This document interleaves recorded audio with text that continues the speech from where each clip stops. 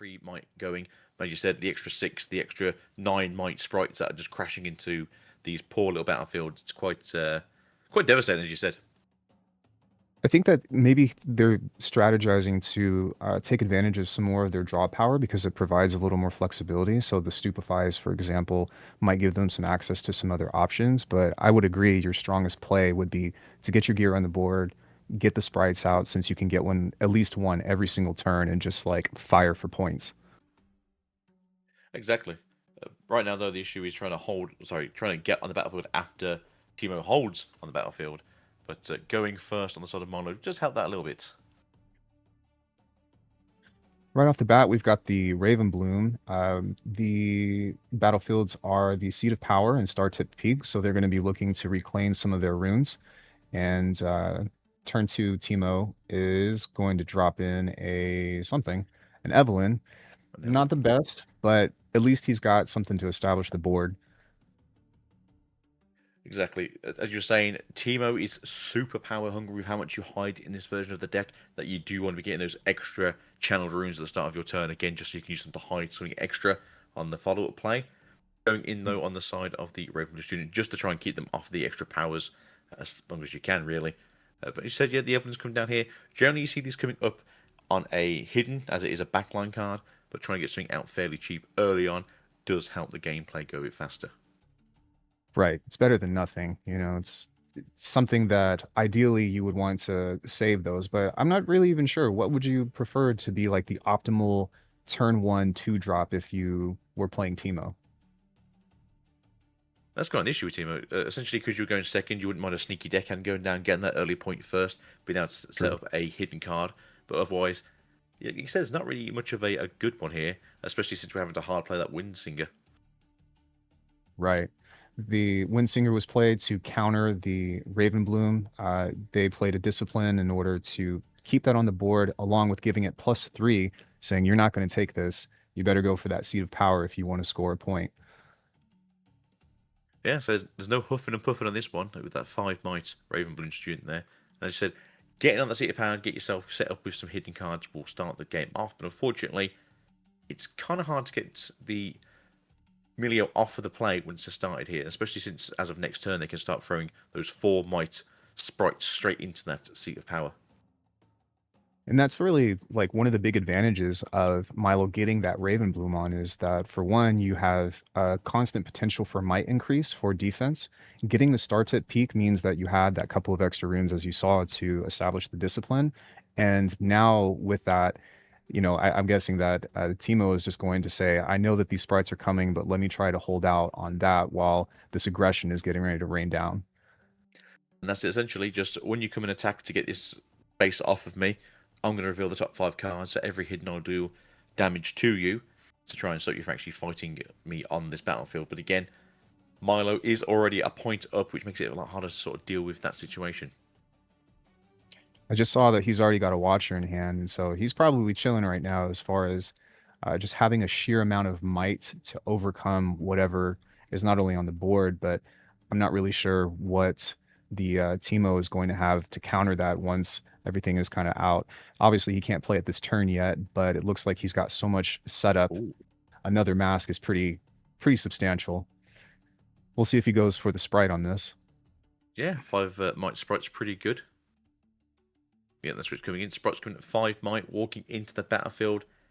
Worst case scenario, it will trade. Worst case scenario for Bat, it will trade. Best case scenario for Bat, he will now reveal 5 hidden cards. 1, 2, 3, and 3 cards are dealing 3 damage to that sprite. I do believe it's the defensive trigger, so it happens before the might increases happen for the sprite, unfortunately. So it does get taken down early on. The mask is pretty good once you get to the actual battle phase. Yeah, that's only in Showdown. And so, if you have something, of course, not with this deck, but if somebody challenges you or whatever, those might increases don't actually apply. So currently on the side of Teemo again, holding 2-2. That Wind Singer isn't really doing much currently in terms of scaring off the Ravenblood student. We are, I believe, fully tapped out, though, on the side of Milo, so there's no increasing might through spells on this turn, unfortunately. Dropping a 2 and a 1. Yeah, if you can just get something that can swing over that, that's a great answer. Then it looks like Yeah, he's going to be looking to reclaim both battlefields and say, "What are you going to do about that, Lilia?" fully tapped out. Not a lot, I'd say. Walking in I'm there going to with wait until 4 next turn. with the next turn. I'm just saying, go, oh man. Of course, now with the Conquer, he's going to breathe a little easier now because woof, here comes the Vex, and he's going to get 2 runes back. So really nice tempo swing right here. And this is what you hate to see when you're playing against this gosh darn Vex. No acceleration coming from you, which if your plan was to play sprites, you've now become a turn behind, especially with that big doggo in hand, the Watcher. Not really going to be pushing forward on this turn. The Teemo player said that your sprite is now flat, so maybe get a new beverage. That's it. Carbonation gone. Time for some clean H2O. It's kind of unfortunate because there's not a lot that he can do in order to, fire right back this turn, but maybe the best answer is for him to play some more of that gear that's in his hand and hope that he can just build up for a big turn whenever his units will be able to re-ready. Yeah, I don't even think that's a terrible move, but he's just going to have to wait this one out and then next turn get those units ready and try to get that Vex off the board. Now, I quite like this. You also do get the access to the other sprites, so you can go and get that 4th point on this turn if that is what you want to do, which is probably what you should do. Unless there is a Star-Crossed in hand, that Watcher is in pretty good spirits right now. Good one. I'm almost And then, curious. so go on. No, yeah, please go on. So say with the one cost here and getting access to that Nocturne, that might on that field is just going to be getting massive over the course of the next turn or two. So even that Watcher is not really going to be doing too much of a dent on the seat of power. Very true. I was even going to propose the idea, which I haven't seen both of their hands yet, of waiting to play the Watcher, playing the Raven Bloom, letting that ready up the next turn, battling in to take out the Vex, and then playing the Watcher to reclaim that power decrease. And plus, since they have the masks, they could attempt potentially swing back in and take all of those units out. But I don't know, maybe for him, he's just wanting to make sure that he's got something on the board. Yeah, and that's it basically. The answer to this one right now is: do you have Star-Crossed? If you don't, my units will stay here for the turn, which is for the most part what you want to see. And I suppose with the Raven Bloom, you're kind of hoping to draw into a more spell-heavy hand, as if you already said. If it's a very gear-heavy hand, doesn't necessarily help the Raven Bloom do what it needs to do. At the very least, I mean, depending on what is under there, imagine it could be a Ty Turner, it could be a Teemo. Definitely can't be an Evelyn, since there's only one. But if the Raven Bloom were to just swing in cold turkey right now, assuming that he doesn't have any counterplay with his hand, it can be a 4-4 matchup to remove that Vex and reestablish that aggression. Oh, I'll take the yeah, I'm, Brutalizer. I'm down for Brutalizer, yeah. Come in, smack some heads in. That sounds good to me. The only thing I'm concerned about, though, is on the Dart tipped peak, that is going to be a hidden Teemo strategist, which is going to absolutely ruin your day. There you go. There it is. Unfortunately, though, you're kind of backed into a corner and you have to start making some moves to at least reveal and isolate the rest of the battlefield. So they're doing the might exchange right now, and he's going to see how everything adds up, see what's going on with the showdown. Teemo still has 4 runes up, and the Milo Lillia player has quite a bit. So we'll see if there's any counterplay on the showdown. Yeah, so you kind of want them to, as I say, There you it is. kind of want them to overextend because they want to be essentially using the switcheroo early on, so that way you can either counter it or you can do it. So we got 1 damage, 2 damage, 3 damage, 4. So Ravenbloom does survive. It does have 3 damage ticked onto it. +2 there from its ability, as well as the 2 from the discipline. So We're currently still looking pretty speaking, up. Yeah. it's still pretty good. I think we're doing well. Do we survive is the question. So they are 2 + 2 + 1, so that's 5. +2 and a 1, so that's 3, so that's 8. I think they trade because it's 3 and 2, right? I think so. Well, doesn't the Brutalizer also have the +3 for equipping that turn? +2. So you get +1 on itself and then +2 for the turn. I might be Right. missing an increase in damage. Oh, of course, because they've got the battle stage now. They've got the mass on, which is why they've got the extra Right. 2 might there. The There we mask go. increase, the +2 from the spell, or sorry, the +1 from the spell, the +2 from the actual discipline, the brutalizer. Yeah, he got a nice little pump there. So no, it all came up. Be studious, everyone. Use your very good knowledge to play this game better. Read a book or two. But we will be Study your walking in math. short. Study your math. Currently, superfying the Teemo, I believe. Looks like he's just searching for the draws. I mean, +7 is nothing to laugh at, and trying to get that in order to get that might swing is pretty nice. Of course, it's going to be Mhm. another +2, so it's 9 to 4, 1. 1, 2, 3. 3 it is again. 3 is a pretty good number. So pretty solid right in the middle. Some great odds. Got a second Teemo. Uh-oh. Oof. At the very Right, least, we've seen the deck now, so it's okay. So 1, 2, yeah, that's crazy. 3. All right, everyone can count along with us. Count along. Come on, you can do this. Right, 6 3. damage. Ah. 6. No, Right. everyone. Still alive. That's the main thing, right? Still alive. Hopefully, at the very least, just do some damage, get some of these units off of the board and make him have to work to reestablishing that big defensive blockade that he's created. Currently looking at the might. So technically, there is 9 might on that battlefield. You are also 9 might if they can't give you that 1 tick of damage. So it would be 9 into 9. Yeah, I mean, I'd take that. Of course, he's got the Nocturne to play as well. Nocturnes. Right. I think it's discussing right now. Do I play it there just to keep the battlefield going, or do I take it off? Obviously, you choose. Your opponent chooses which units to take, so take the Teemos away. He's got a 2-point lead still, so there's plenty of Mhm. time to reestablish. Although I will say, I think that was the third Teemo strategist, right? So It that's was, not yeah. going to be showing up again. Yeah, I think that's what they're concerned about. Like the main strategy for this version of the hidden deck is you have the strategist just going, hey, you try and fight me, I'm going to just ping you some damage so you can't fight back. Right. But right now, if that is the only one of Vex as well, acceleration just took a turn. So the Watcher has 7 life. The Watcher will trade. For those that are asking questions now, it has 9. There's 9 damage. Sorry, there's 9 might on the board, so they will trade. Currently, though, there is 4 runes up on the side, or 5 runes up on the side of Lillia, so now they can just go, hey, make a spirit. Right. Let's make a spirit. Let's get that. And then they're going to get an extra draw because they control the other battlefield. And he says, swoop on in, take a sip of this soda, and here comes my draw. Like a mighty bird just goes, Caw!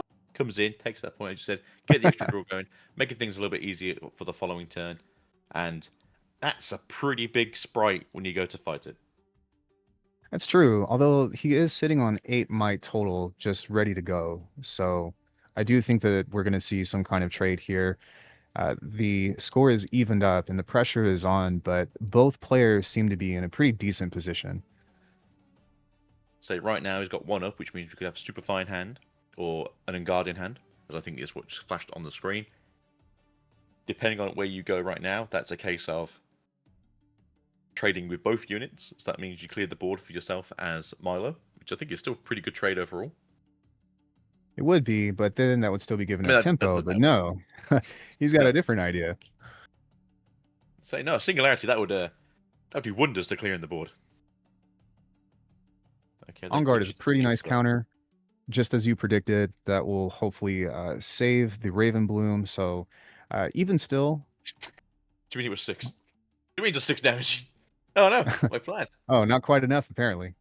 Oh, that's right, because the mask, right, doesn't is just like how we had said before, is not enough to save the Mm-hmm. combat. So he's going to double conquer here, which is going to be a really nice counter. And he's going to get So, 2 runes back. so personally, that was the perfect thing right there to clear the board as you need to get sort of on the board again. Going up to 6 though, into 4. Still not technically your game right now, especially because you can clear a battlefield with a sprite with those 2 mass up and with only 1 card available right now. It's It not does look looking pretty. I don't.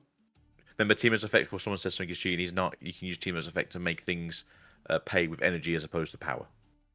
True, true. Even still, Milo's retaliation is still looking up. I mean, he still has the Lillia on board for the accelerated unit, and of course, he can spend, I think, one less for the sprite. So he can look to maybe potentially getting a double reconquer back. But this is the exact kind of game that I was hoping to see, right? It's very even so far, and both players are having really great answers to each other's strategies. No, totally agree. I am wondering here what the plan is, though. Do we maybe equip the Brutalizer to this Lillia and walk in, or do we maybe... I say, well, we're going to give it to maybe a sprite instead, but no. So for giving the Lillia the extra +3, walking in there now, 6 sprite comes out. Hmm. So what is the plan here? What is hidden? Is it the purple Teemo? It's a purple Teemo. It's a GG Teemo. Ooh, that's GG, Teemo. Oof. That's a He big old definitely Teemo. came through with the spice. For me Mm. personally, I probably would have tried to create a readied sprite first, so that way if something were to have happened to the sprite itself, then you can come back in, trade the might, get the brutalizer equipped, and come back in with the readied Lillia, right? Plus, there's another sprite that's maybe not necessarily ready, but yeah, now that that's gone, he doesn't have that anymore. He can still play the sprite, but I feel like that was a neg one. I mean, you're clearing both battlefields, I think, is the plan right now. So overall, I think that is the better way to go. They can't really... Yeah, I mean, yeah, 5 into 4 makes sense to me, okay. Go to 5. Just trying to think, is there anything else you can do? Do you have a Sprite Lantern in hand? Do you have anything you can do really sort of push the game forwards, like one more point? Because being on odd points is kind of the weird, like, crucifix this game has with you. True. I think in his mind, he was just like, just get the job done, you know? Hmm. And he did. So I don't think there's any accelerated units in the Teemo Decklists. They are running like the one-off Watcher, but otherwise... Yeah, I think it's... Yeah, there you go. So, not so bad. Obviously, the Sprite will now dissipate into the air, because you just don't care. Woo, woo. Whoop, And, whoop. yeah. So, we can just get ourselves another Sprite to go get a score again. If we That's have... probably one of. Yeah, please go ahead. Sorry. No, I was going to say, if we have any sort of Sprite making going on right now, that'd be fantastic, but I've got a funny feeling there's no Sprite burst, no Sprite fountain, so it is going to slowly hinder them as they sort of try and get these points going, as they will go to 6 with their opponent going to 7, but they can hold into that 8th, which is not great for the Milo player. Not the best, but at the same time, just the fact that you have an accelerated unit every single turn, excuse me, gives you quite a bit of aggression. And even for now, I mean, okay, there's that, unless if he's got a counter to it. But I was going to say, if he didn't have the Windsinger, then he was looking at defending for a 5.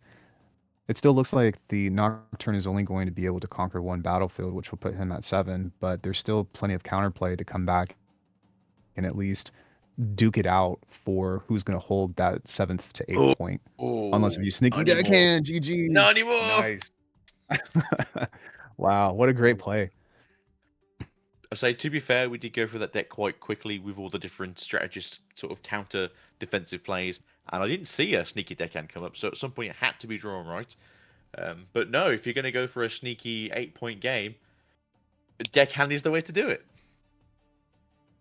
Sneak indeed. And we were just discussing how the Teemo didn't really have any accelerated units, but I mean, that's pretty much almost the same thing and very efficient for conquering that battlefield. But what a nice win. And that's exactly what Teemo does best is catches you off guard and comes out with plays of things that you don't usually expect, even though they play a lot of hidden cards. But he had an extra surprise that, said, I don't need to hide anything. Here we go. Boop. Take that 8th Yeah, point in the win. then that's it. Yeah, just get off my battlefield. I'll take this one for free, and then I'll throw sneaky in the other one. Can't really counterplay the sneaky as well, which is pretty good on their side. I was hoping, though, that they may have had an Engard or a Discipline in hand just to be able to stay on the battlefield to make it worse for the Teemo player. But overall, that's kind of what you want to see. If I'm not mistaken, we didn't really see that many pump spells from Milo in the first place. I mean, there was a couple, but I don't think that he really saw the cards that he needed. Kind of like what you said before as well. He tried to play that. It didn't really work in my favor, but there's still a lot of tech to be discovered within this game, and that's part of the reason why I like it so much. Well, Milo this time isn't going to have problems with the sprites as you've got 3 sprite fountains in hand. But as you did say, though, Vex does seem to be a very interesting deck that I think a lot of people thought it was going to be more impactful, especially when we saw like what the Vexes themselves do.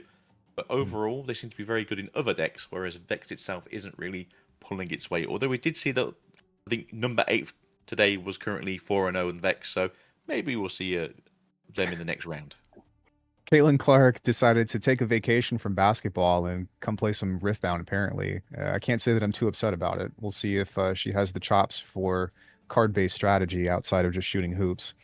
It's pretty significant, however, and kind of interesting because Teemo actually got the sprite out and then hit a card there. So it's going to be something likely a draw or something of the sort because you're going to have to use it for the next turn. And I will say that both players did not forget their arena's greatest, which is a big ups to them. I can't.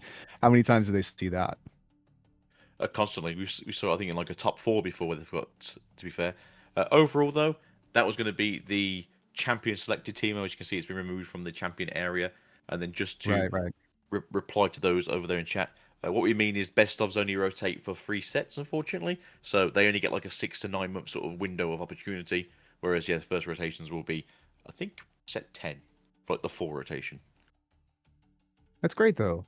And it keeps value to the cards. It also incentivizes people to show up for events like this. And I think that we are going to have, oh, here comes the Vex, a Oh, great and have had a great showcasing because of that incentive to play those set one decks. And I think that Riot has done a great job, aside from even just having the best of in the first place, to get people to play variety. And that's what keeps the game interesting. yeah, that's what I've said before. A lot of people complain like, "Oh, this isn't a real competitive game. You need to have more um, diehards or tryhards in your games." It's like no, because then you have like 10 decks that just never see play, and what's the point then of making these cards for these decks? So giving people the incentive to play these lesser tiered versions of decks, and giving it their best shot, going 6-3 or going 8-2. You know, it's nice to Hmm. see that these lesser decks are actually still showing force and actually coming in and going like, "Hey, we're not that bad. We're just not the best deck." And sometimes you don't have to be. There's been plenty of not best decks that have won the regionals, which is, again, just another testament to what makes this game super awesome. You don't have to win with the best deck, you just have to be an amazing pilot. Sorry, catching up, Milo just dropped the charm to hopefully get rid of the Vex, and now that will establish a showdown. It's looking like the Ravenbloom is either looking to trade or take over, is looking to take over from pumping up and having the masks on board. And he says no to the stunned units thus far. Perfect timing. Fully tapped out. Take what you can while you can. And they're saying, go remember that was a deflect cost as well. So did you pay deflect cost? Did you pay year 1 and 2 essentially? And they're like, I did not. Thank you for catching that, sir. He Because says, to I be don't honest, care. I'll do whatever it takes to take you out, but you're gone. that's it. I mean, sometimes you forget there's a deflect cost, especially if you're not really paying attention and your opponent doesn't go, hey, there's a deflect cost. You got to pay that as well. Most people are pretty good about it, but some people do forget. True, it happens. We're looking at a damage here from the Teemo trigger. The sprite is currently chilling at 5, now a 7 from the pump spell, Cur- which is a great play. I say currently at 5, because we're currently going through the how many hidden cards can I find. Currently 1 and 1. Ooh, we low rolled everyone. Mm, can't win them all. Can't win them all. No, we got the first time under 3, and that was out of what was that 5 now, 6 now that we've seen. So unfortunately, that Teemo is getting slammed down back into the trash where he belongs. Get in there. Get in the trash, boy. Looks like he conquered. He's going to try to hold. It would be really nice if he's able to get that draw with that hold on the next turn. The Ravenbloom student pseudo graduated college and is chilling with the bachelor's, but we'll see if he can reclaim that degree So on the Junior, next turn. We do get Yeah, that 2-drop right here, right now, just to be able to get that hold. pretty much. Nocturne next turn is no slouch. It's going to be swinging in for at least 4 might, though. So it's definitely a threat to each battlefield on the subsequent turn. Yeah, we do have the extra 2 might, though, for holding on that battlefield during the opponent's turn. Unfortunately, though, that draw is not going to be happening. But we do have access to, I think, a Wind Singer in hand, by the looks of it. So we could be seeing that sprite go away a little bit early. If he's got a sneaky deckhand, which I can't see the rest of his hand, I could see that being advantageous. But don't you think it would be better to just hold it since the sprite will go away anyways? He says, Ooh. no, I've got another plan, which is another Vex. What are you going to do about that? Sideboard cards? In my Riftbound? I don't think so. That's why sideboarding is so important. In case if you are new or unfamiliar with the game, it can really change the outcome of a potential bad matchup into an amazing one. And this was just a great comeback. Yeah, and that's it. We saw that the 1 X in the original match obviously did a lot of work, and having a second one just hiding in your sideboard's not a bad thing. And as you can see, it's going to be quite useful here again. Sprites are kind of dead. Unfortunately, that sprite is also stunned because he came in accelerated. So obviously, Vex said no. He said, I'm ready, but I can't move. My legs don't work in the same way that they used to. And unfortunately, next turn, those legs are out and the sprite will be gone. But the Lillia is out. So there's still a little bit of potential threat to come into play. But also, the Ravenbloom student still has that battlefield. So it's a pretty even looking matchup so far. And we'll just have to wait and see what the Teemo's got in store next. I think what's free now. Okay, going for Bright Call ourselves. Okay, so Says, I have 3 my own currently into sprite. 4. Yeah. And then what could this be here? Is it if there's an Engard or a Discipline hand, that'd be obviously very. A second sprite has hit the field. Very good. Wow. Great. Now, Milo does have 2 runes up. I do believe that we at least saw 1 on guard from beforehand, so the odds of him having something are pretty nice, but if he doesn't have an answer, then it's going to be tricky. But he only needs Trade 1 points spell in order to get back over. Yeah. Oh, no, Unfortunately, looks no like they're going to spell. trade. No. Yeah, we could have done with any spell in hand, but having that opening hand of 3 Sprite Fountains has kind of kicked him in the butt this time, which, especially with that Vex currently sitting there menacingly, isn't really helping the situation. He's got 2. Oh, man, look at Milo's hand. So he's got 2 of those gears ready to go. I think that the play here would have to be to try to take out the Vex and then maybe play those gears in order to reclaim the battlefield, or at least 1, unless if he wants to be patient. But having that +2 mask means that every sprite coming out now will give him a little bit of attack boost. So he's got at least 1 answer, but it's going to be kind of tricky to see what he's going to do. So currently with a hidden card, it could be the Windsinger, it could be another Teemo. If it's another Teemo, we low rolled 1 before everyone. Could we hit a 5? But we only need the 3 technically to survive this one. We're going to go in here, playing out the sprite. 5 into 3. Looks like there was no right, no triggers there, so the might will apply. And now it looks like Batsmak is thinking, am I going to let this slide, or am I going to do something about it? And he says, yes, I am. Oh, rebuke? No, switcheroo. Okay then. Not a bad answer. No, I mean it does decrease your runes, but when you're already advantageously winning, it doesn't matter too much. Especially since you're going to go to 8 next turn if they can't get this battlefield cleared. It's a pretty safe bet. I mean, the other battlefield has both the Nocturne and the Vex, so you're chilling for at least 8 might.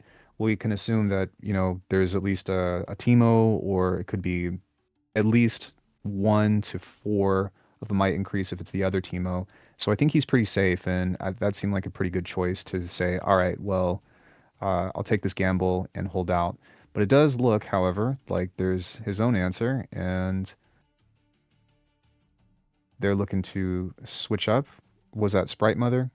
Oh, Smoke and Mirrors. Sorry. And so now looks like he's got another answer for that. He'll get a draw, and we'll see how the showdown resolves. As again, it would be a 5-5, so it would be no. Unfortunately, having 3 accelerated cards in hand that currently are out of fuel doesn't really help the situation.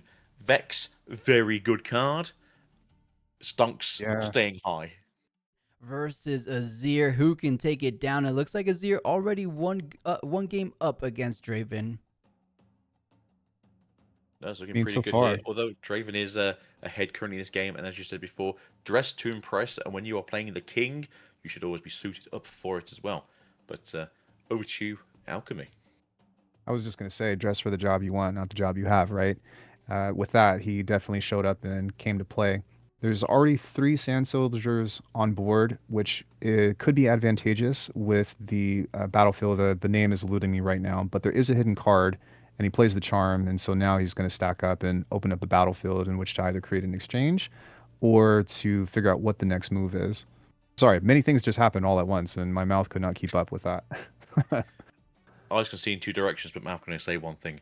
Yeah, Tretharian's War Camp, obviously the on the side of the Azir, because you have many little things that make lots of strong things together, and then the Yes. Grove, the God Willow on the side of the Draven, because I want to hold and I want to draw some cards, which makes sense. And as I did say, hey, look, there is a thermal beam currently in the trash. What happened to all that equipment? Yeah, apparently there's no equipment on his board right now, so we could probably imagine. Although, yeah, it looks like there's some gear in his trash. But he was still able to take over the willing or the grove tree, excuse me, and hopefully hold out on that. And if he does decide to go in for the Trifarian War Camp, then that means that all of his units are going to get an extra +1. They're currently walking in there with 5 might, just to take what they can. Overall, taking I, away the Sand Soldiers and keeping the gear on the board, which is what you want to see, really, because you want to give yourself the easiest time to go into your opponent.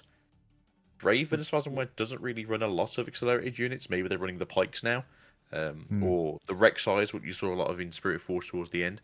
What do you think could really be the next turn play for the side of James time? Well, he is evened up, which means he's going to buy himself some time with stack deck. Looks like he just pulled an Evelyn and a Vex, and if he can get the Vex on board, I think that will give him a little bit of tempo. But he needs to have something that will establish a threat. For Cactus King, he's in a good position right now because he's got 3 units out, 4 units out. He's got both battlefields, Trifarian War Camp, even though he doesn't have any like buffing gear. It's pretty tough. I'm hoping that he can come out with.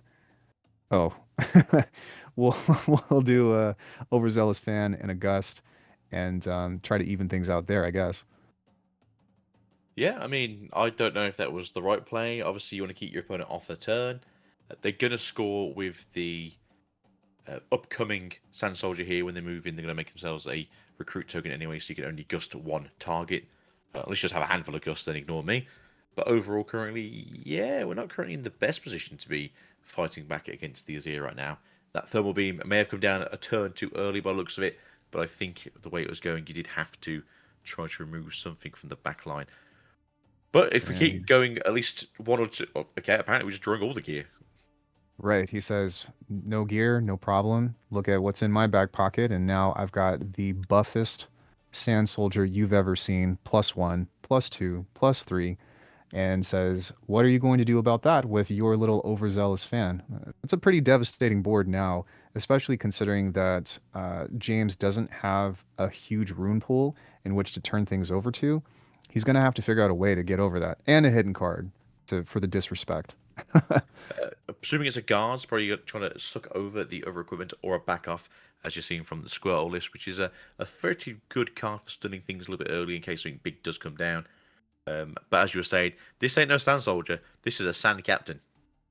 Very true. It could even be a hidden blade in case if he needs a little bit extra draw power. Although I can't think of anything that he would want to play since he's only got 1 rune up now. But with all of those gear on board, this is like what makes Azir so good is because even if that sand soldier is taken out, the gear remains. He just keeps remaining those soldiers and swinging in. Trade if you have to, But it's not like Victor where you have a bunch of single units. You have all of this gear that just buffs them up. That was a great answer, but still Mm. a threat to the board, and I don't think that it's going to necessarily be enough for the overzealous fan to take over, unless if he's got a cleave or some kind of pump spell. As you said, though, it could just be something simple as a hidden blade, just to pop the unit as it comes into the battlefield. We're going to gust one of the True. tokens away, so now it is a 2v3 when that other walks in here currently. Oh, he's risking it for the Do it. biscuit. Let's see what it is. Back off, Back baby. off. Hard Ooh, bargain. Let's go. perfect Nothing you can do timing. about that. Yeah. No, fortunately not. Wins the combat, also gets a draw, and he's sitting at 3 now with the potential push for the next turn. That's a pretty good retaliation. I was going to say hopefully he could, find a Rengar or something if he plays it to get some aggression, but he was able to turn it back around and maintain the board presence. That's it, really. What you can do is where you got it where I was going. Currently, if they do have a guards in hand, if they draw into it, they could then get themselves an accelerated unit outgoing and equipping 2 of the eyes on there, just so you have more units on the field to try and take back what you've got here. Currently, obviously, you have to be careful of the possibility of it being a switcheroo, but again, you won't have a mighty, so you will have a unit mightier than what is currently on the field. True. I will say though, one of the nastiest combos with Azir is the Trifarian War Camp along with the Eye of the Herald, because when those units come, they also get another +1. And so if you're constantly moving to a battlefield and you're playing those at a battlefield, you're just stacking might and stacking might. These boards can get really high in strength very quickly if you have a good pilot. And it looks like Cactus is just navigating, knowing exactly what to do on that turn. It's a little scary. Yeah, I mean, right now, no need to go super fast. You can just happily stay here and... Okay, alright, so they're just going to fortify up just in case another gust does turn up. Yeah, It's a okay, good that's fine. That's prediction. It totally was fine. a Yeah, pike, but that's not the accelerated one. That's the purple, I believe. it's the purple. Still good to have Seems some strange. might up. Yeah, a bit confused why they decided to pick it up now, as nothing died in that turn, so no gold can be generated. But on the back end, I guess it's just so that he doesn't forget next turn, maybe? But overall, It's a warning um, sign, right? He's saying, "You yeah, back off, buddy." it's like, Showing teeth. it's like whatever, guys. Like, I got 2 falling stars in hand. Don't you worry about it. I'm coming for you. Yeah. Where we're going, you don't need parachutes. That's it. I'm just going to shoot some stars at you. So currently we're going for a blast cone. I mean, that kind of works too. Interesting tech. That's something you don't Yeah. see very often. No, last time I saw this was in a Kha'Zix deck. So yeah, it's unusual to say the least. But it is technically a charm in purple. Yeah, and it stays on the board, which is great.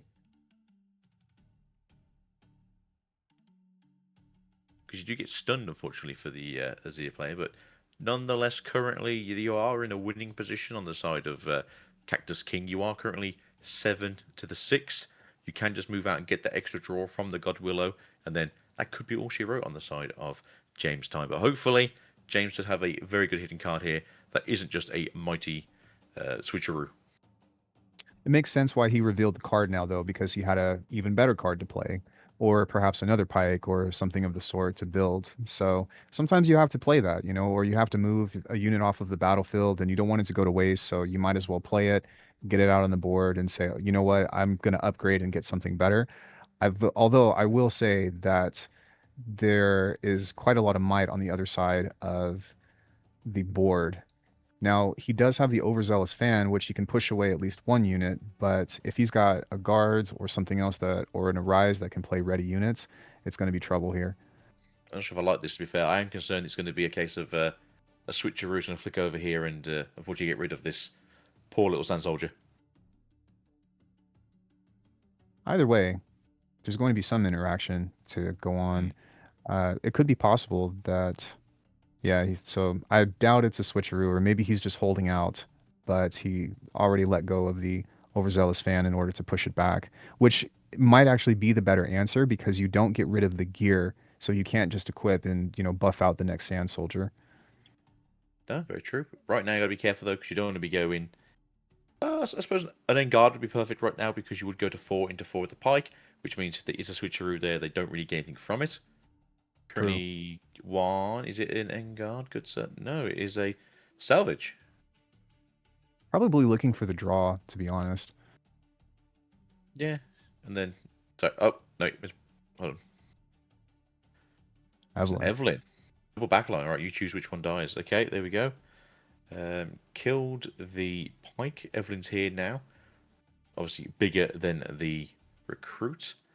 Now that we know it's not a switcheroo, we can kind of just walk in there, although there is currently 2 purple runes available on the side of James Time, just in case a switcheroo does want to turn up, and then do we get ourselves the extra draw. Yeah, it looks like Cactus was respecting the 3 runes up. I suppose you could have played something like Existential Dread if he's got it, or some other pump spell or something, but he's going to let him take the battlefield, play the Star-Crossed, and deny him from getting that point. Although I'm hoping that the Draven player will have something on the next turn because we've got 2 units to conquer and finish the game for the Cactus King. Yeah, Cactus has just said, solid. If that's how you want to play this game, I'm going to bring out Azir, and that way I'm going to take the easy route, and I'm going to take the hard route afterwards. Why not? He's like, "What you got, bro? Send it." Pretty confident, that's what happens when you roll up in a suit. So if I were James, I'd be sweating right now to try to not only take a board, but also have enough to be able to, man, it's tough, not kill their units for the gear, but deter them from overswinging, not killing their units so that they can't just keep on, reattaching, and still have enough to where you are holding your own, right? There's like 3 puzzles to solve with this with this board state right now. Essentially, as I say, it's forward and start time. It's like I need to get rid of units on your side of the field. Yeah, it was a great answer. Currently, we kind of do need to find a second Fallen Star in hand, if that's possible, to get rid of that Azir. Just because if we have an Horizon hand, or we have access to a guards, then we basically just have a way of winning now. Right, and now it's a race to see if he can get that Vex on the board to establish. He does have the Azir, so he can at least conquer one of the battlefields, get an extra draw, but it's not going to be enough to win the game unless if he does have that guards or an Arise accelerated unit. So currently the opponent is fully tapped out, which means there's no bag coming in to take you away.